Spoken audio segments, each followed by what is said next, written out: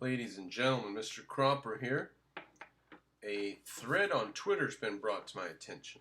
Now it starts off a little slow, but it gets interesting. Now let's look at take us to get into it, but let's look at the beginning here. Yaron Brook says, he's quoting Trump, quote, "Raising taxes on business does not hurt them," end quote. "So much for a free market president. Any troubles are the business' fault, not tariffs. Come on, Donald Trump. Who's the one making excuses?" So he's calling out Donald Trump for a stupid thing Trump said. So let's hear what Trump said. First, he said, if the Fed would cut the rate, we would have one of the biggest stock market increases in a long time. So let's pause for a second there. It's funny that Trump's so illiterate, he thinks cutting the rate is good for the economy. And the Fed, the people running the Fed, are so economically illiterate, they think that holding the interest rate at 1 or 2% is worse for the economy than cutting it back down to zero. So we got economically illiterate people on both sides fighting against each other, and the result is better for the economy than what would happen if they were trying to help the economy. So it's a blessing. A blessing from stupidity. Okay, moving forward from there. Badly run and weak companies are smartly blaming small tariffs instead of themselves for bad management. Now that really annoys me because it sounds a lot like the lefties when they do minimum wage increases and they say it'll give people more spending power and the economy will do better overall if we increase wages. So then we do it. We increase wages in Seattle, let's say, and 40% of restaurants shut down within the next 12 months of the increase. So then the lefties come and they say, well, if they weren't able to pay a fair wage, they shouldn't have been in business at all. They were obviously inefficient companies that were poorly run if they're on a sliver of profit margin like that. And I just respond, what the hell is wrong with you people? A large part of our economy is on a sliver of profitability. Capitalism doesn't mean running for a profit. Capitalism means freedom, and a lot of people don't run for a profit. A lot of companies run right at the razor's edge, and then a lot of companies lose money, and they might lose money for 2 or 3 or 5 years. That's capitalism. Does not mean profits. Capitalism doesn't mean profits. If everybody's free to do as they please, some people will do quite well. They'll figure out very good systems and they'll make good profits. It's just freedom. Capitalism is just freedom. It doesn't mean profitability. It just means freedom. Okay. So, Trump annoys me there. He's wrong. Trump's economically illiterate. The Fed is economically illiterate. When they fight with each other, we benefit, it turns out. All right, now Joe Sanders, who, I think he's got a good head on his shoulders here. He says, meanwhile, Trump rightly cut corporate taxes and rightly said how much activity it would free up, which obviously contradicts his tariff stance. Now, the Founding Fathers had a zero tax zone inside of our borders and tariffs for everything outside of our borders. And they funded the government through that and land sales. Tariffs and land sales. Zero tax inside of our borders. Trump is moving towards that system. Less tax inside of our borders. Tax the stuff moving across our borders. What if we had no taxes inside our borders? As long as you deal with stuff inside of America, buy and sell in America, zero taxes. You only get taxed when you try to support the industry in other countries. That's the system the Founding Fathers had. All right. So moving in that direction, I think, is obviously better than the system of tax our own industry to high heaven at 35% and zero tariff on goods coming from China. That's just insane. It is just insane. If we're going to have zero tariff on stuff coming from China, then at least let us have zero tax inside the United States so that we can compete, for hell's sakes. All right, so it's just crazy. Moving towards the Founding Fathers systems is a good thing. Now, Yaron Brook says he stands for nothing and believes nothing. He's the ultimate pragmatist. Well, he seems to stand for the United States of America, and he seems to believe in the United States of America. So he's a pragmatist, but he's using the Founding Fathers system and the Constitution of the United States as his reference point for what is practical. So, that is silly that Yaron Brook is so dismissive of Trump and what Trump wants to do and is trying to do. Now, let me just mention Reagan.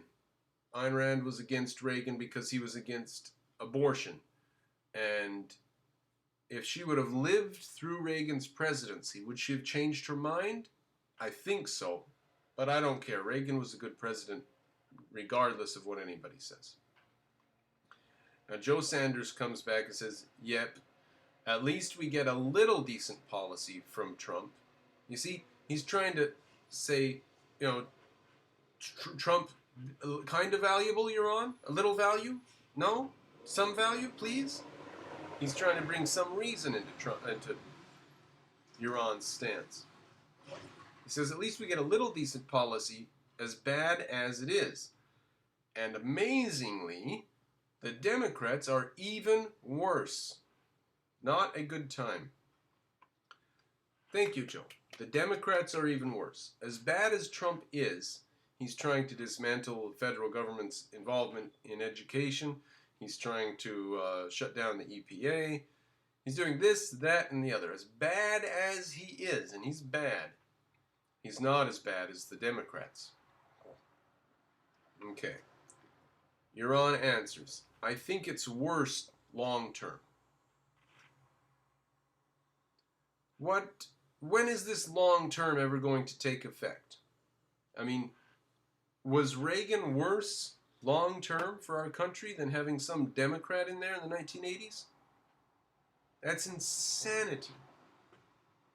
That's clear insanity. Reagan was a wonderful, wonderful thing for our economy. He freed up our economy in major and very important ways that lasted a long time. He raised taxes or did whatever he did. He did certain things that were bad, right? True. But we're still living in the pro-Reagan era, the post-Reagan era, the Reagan boom. The 1990s that Bill Clinton took credit for was all Reagan, all Reagan. Now Trump's just Reagan 2.0, and he's going to set us up for another 10 or 20 years of productivity. I mean, the things that Trump has taken the government out of, shut down, dismantled, those are going to take time to put back in place. And maybe a lot of time, maybe decades if they ever get put back in place, because there might be a big enough fight against it with the intellectual dark web and the move to the right and Lexit, people exiting the left. So Trump might not only buy us time, but then once we get past Trump, we'll have a better, more solid footing.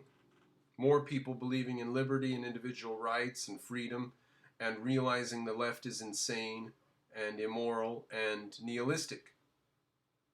Candace Owens, Larry Elder, Prager University, all these people who are desperate for some way to understand the world. We need to be talking to them. Objectivists need to be talking to them and not dismissing them as worse in the long term. Bizarre.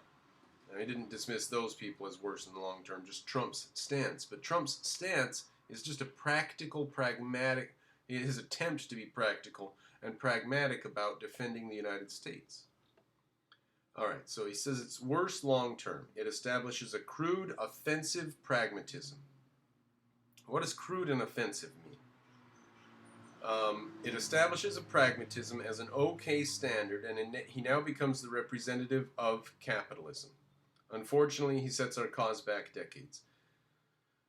Well, Trump's going to be out of office soon, and then the discussion will be on to something else. I mean, maximum 5 years, minimum 1 more year. He's going to be out of office. So what does he mean by he becomes the representative of capitalism? So now the left is going to attack Trump as the straw man instead of capitalism as such?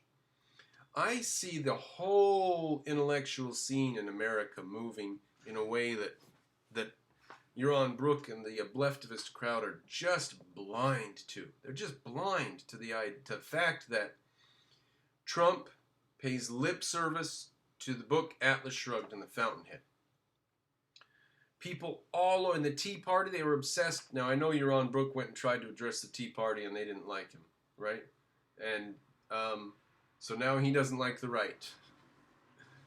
And so now Trump's on the right, and so Yaron Brook's not going to go back and try to talk to him again.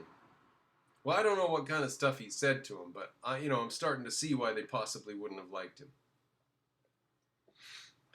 He despises the people on the right, who a lot of them are Christians, but Christianity's not that important to them. Being an American's the most important thing to them. They don't even go to church.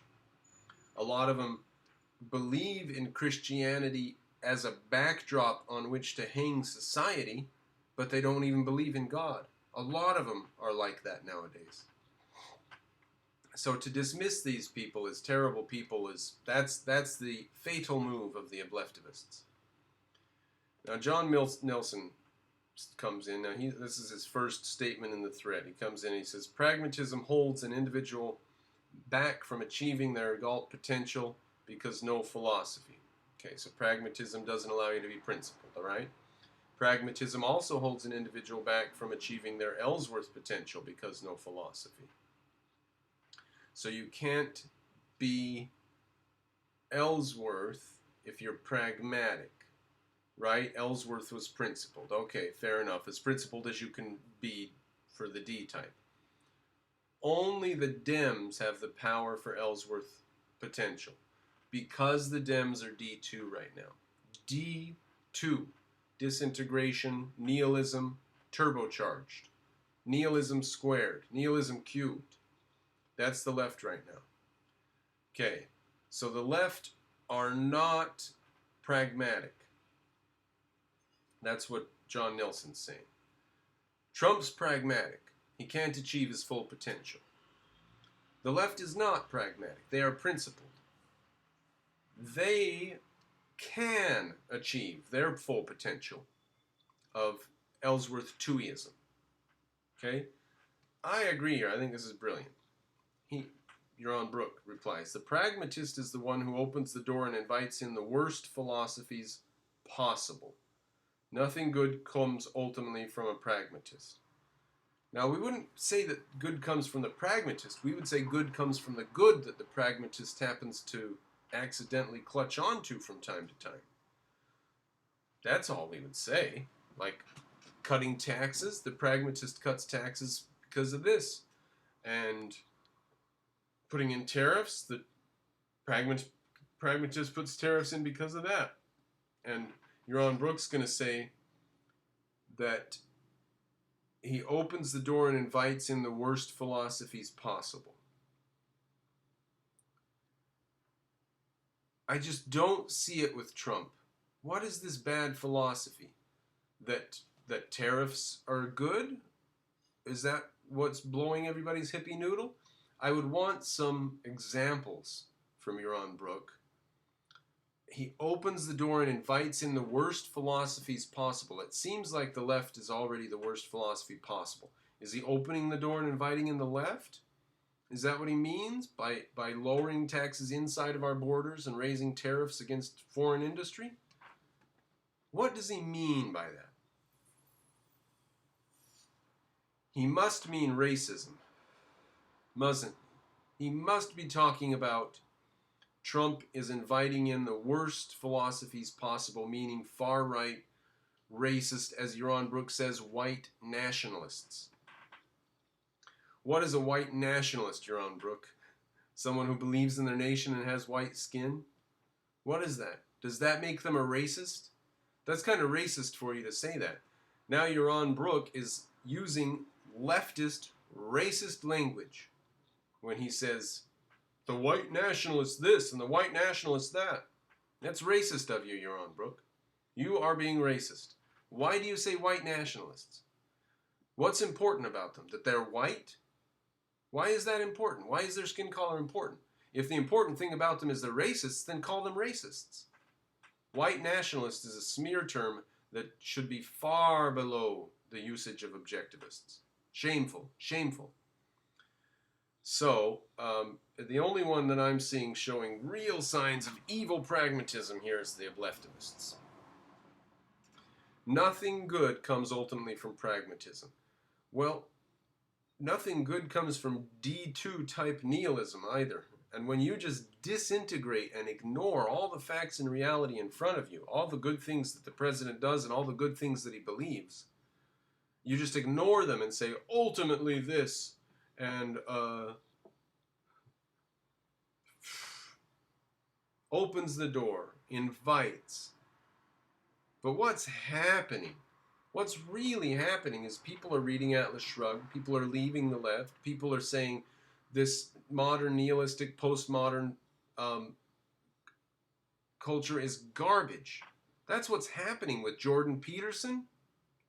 That's what already happened with Hitchens and Harris and Dennett and Dawkins and the big atheist movement, moving away from mysticism and religion, and now Trump and the right and Candace Owens and Milo Yiannopoulos, and moving away from collectivism towards individualism. Who's not on board with this? Only leftist cucks are not on board with this. Come on, Yaron, get on the ball. Sometimes I think maybe his whole thing is that he really actually believes that there are these people on the far right who are anti-Jewish. But the collectivists always go to the left. The left is collective groupthink territory. People on the right are just scattered bunches of individualists. So if you have a group, you always end up on the left. All right? The KKK and the Democrats and the racist Southern Democrats, they're all on the left. It's all leftism. Fascism, Nazism, that's leftism. Yaron Brook doesn't buy that, does he? Is he that stupid that he thinks that the Nazis were at the far right? He buys CNN talking points, doesn't he? I know. He buys Antifa talking points from CNN. I know. He's bad. He's bad. Yaron Brook, you're bad. All right. John Nilsson comes back. Is there a worse philosophy than Ellsworth? See, that's what I'm saying. The left is D2. The right is M1. Misintegrated. They got the Constitution, freedom of speech, maybe have a bit of tariffs, grab some pussy. The right.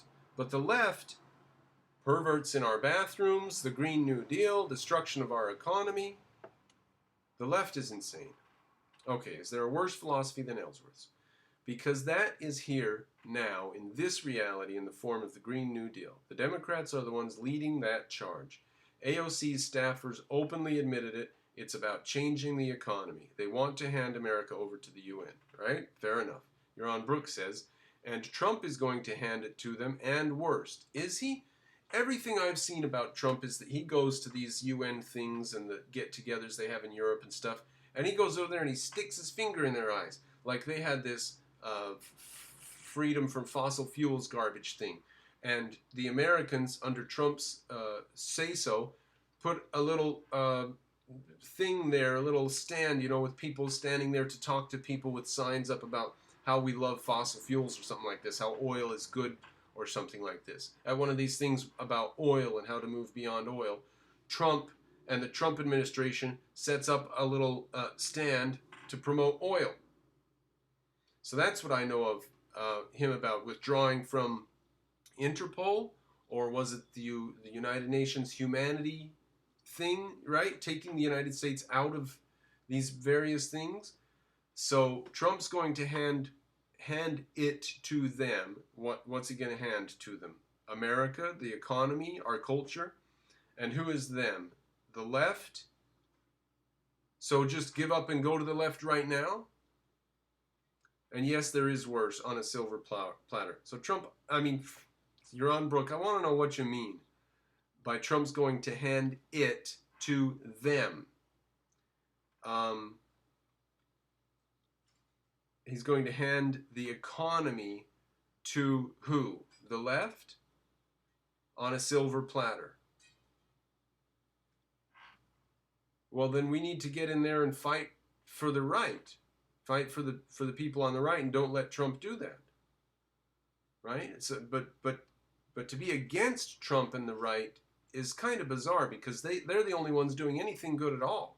So this is just bizarre stance for him to have, which I think is dictated by his involvement with far left people, and he knows that his life will be destroyed if he ever comes out and says Trump is good in any way at all, because he's stuck in far leftist circles.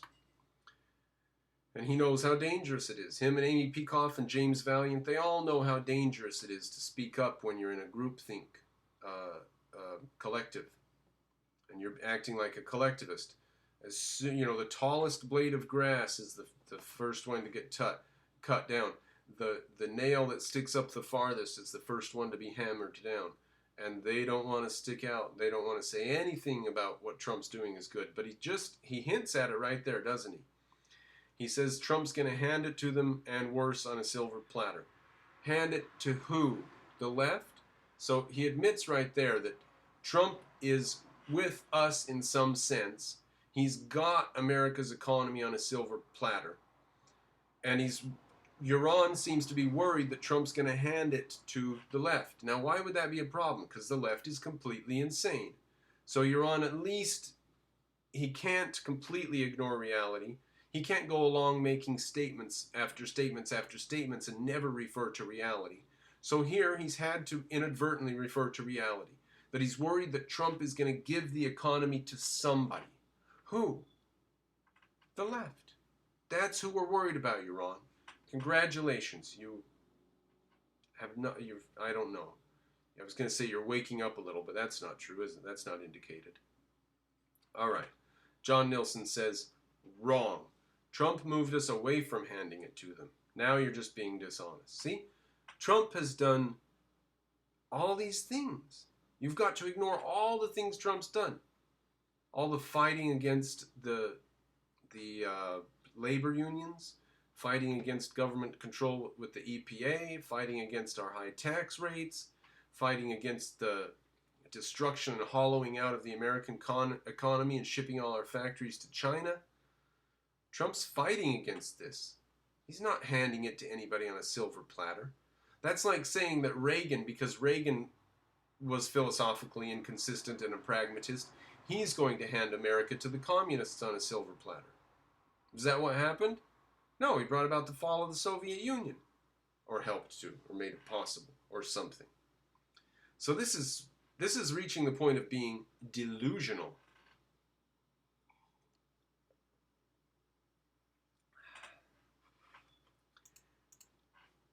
So, John Nilsson saying, Trump moved us away. Trump can't do any long-term damage because he doesn't own the future. Right? Anything that Trump does can be dismissed or reversed or undone by some president coming along down the line. Maybe not anything, massive damage to the economy notwithstanding. Even that, the controls could be removed. So the long-term damage that Yaron Brook is talking about is philosophical damage.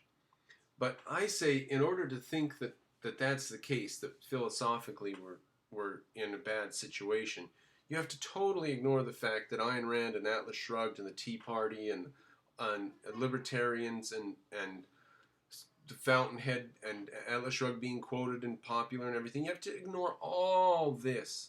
And the election of Trump, and who elected Trump, and why they elected Trump, and what Trump's doing, you have to ignore all that to say that Trump is moving us in a bad direction. It's just insanity. It's just insanity.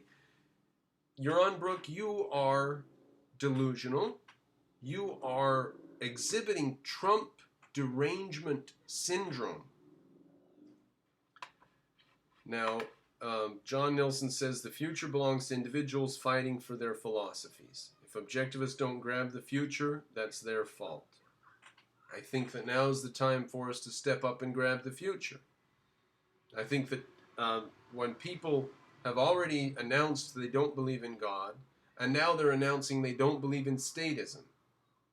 They say we're atheists, and the government should be as small as possible. Well, this is the time for objectivists to shine. Let's get out there and talk and argue. One thing we could do is we could have discussion panels and essays written about how tariffs are a bad thing for the American farmer, for example, because the American farmer and the agro people are all good, solid, salt-of-the-earth Americans. So we should talk to them and get them to understand why a free economy is better than niggledy-piggledy government intervention here and there. That's one thing the Ayn Rand Institute could be doing. Another thing they could be doing is talking about why we need to privatize education and going into exactly what the problems are in academia that are caused by government intervention. Now, they're not going to do that, are they? Because a bunch of them are snug in academia. A bunch of them are academes. So that's not going to happen anytime soon, unfortunately. Well, Yaron Brook, I'm sorry. You are simply delusional. Not everything Trump does is good, as I started off showing the stuff Trump's economically illiterate.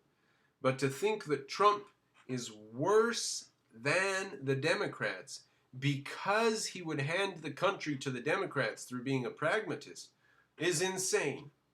You have to dismiss every single good thing Trump did and say, all that doesn't matter, forget about it, ignore it, drop the context of the good things he did, and say, ultimately, he's going to give the country to the bad guys. Ultimately. When, though? When?